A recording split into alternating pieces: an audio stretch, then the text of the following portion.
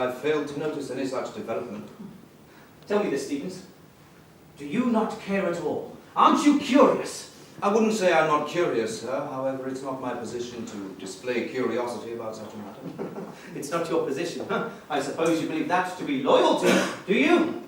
Well, I don't know about you, Stevens, but I, for one, wish to do something about it. If Father was still alive, he would have done something to stop it. Excuse me, sir, but I fail to see what you mean by that proposal. Over the last few years, His Lordship has been instrumental in establishing links between Berlin and over 60 of the country's most influential citizens. Well, I fail to see anything wrong in that, sir. His Lordship has always striven to aid better understanding between countries. That's not all, Stevens.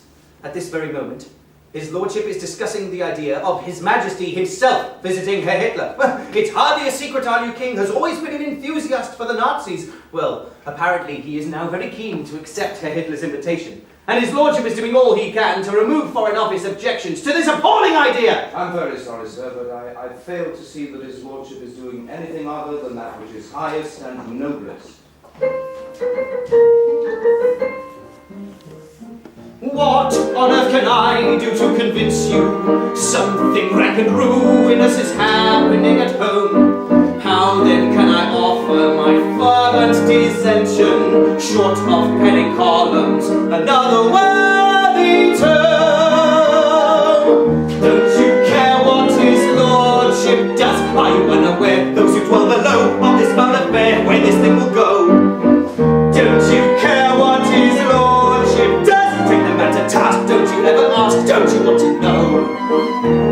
That flask! See, a fellow groomed to be a Nazi.